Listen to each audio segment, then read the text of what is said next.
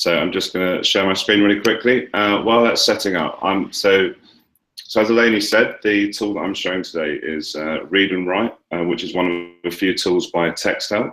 It's great for obviously developing reading and writing skills, but it actually has some other features which are really cool within it.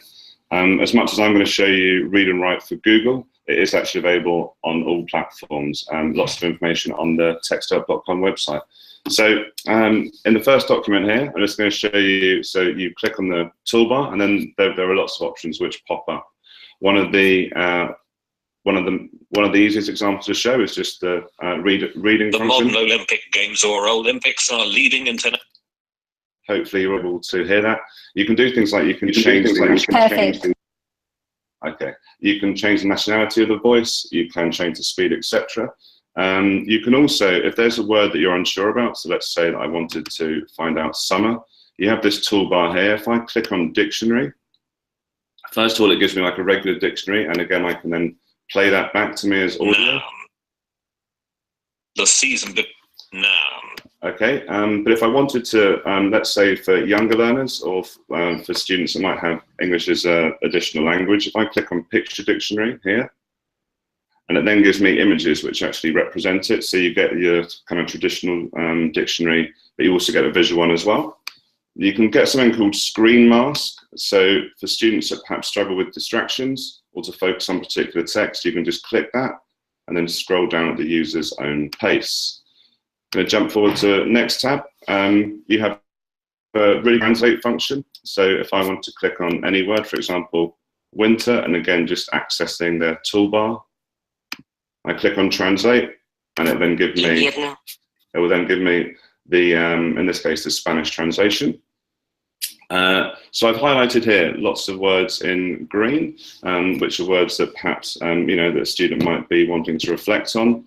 Once you've highlighted these, you can click on this button here, which actually generates a vocabulary list, so you can see it's being created. And here's one I made earlier. So you get here, you have all the words along the side, you get the meanings, so the traditional definitions. You also get a picture dictionary, and then you can also, a student or staff can add their own notes in. Moving on to the next tab. So this is really cool as well. If you're highlighting things for different reasons, then you can collect the different highlights. So in this case, I've got blue and green. When I click those, so you might be, for example, you might have a project where you wanted to look at geographical locations or features, and then by doing this, you can color code them. Jumping back in, you can use their prediction tool. So go here. And it's a little bit like you might get prediction tool on your phone, and it will just help you to go through. So the 2000 Olympic Games in Sydney, for example, here. So it just helps students construct their new sentences. One of my favorite things. 1 minute.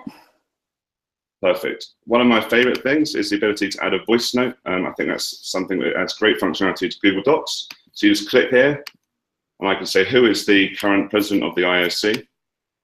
I can then go to this one, and then when I share it with my students, they then have a voice note. So it's also great for giving feedbacks,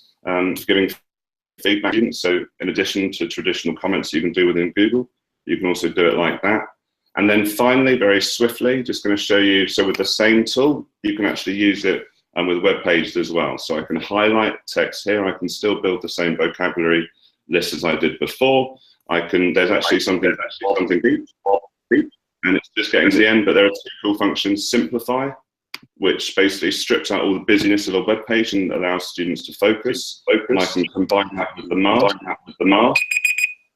like so. And then finally, I'm just read it, and I can do this.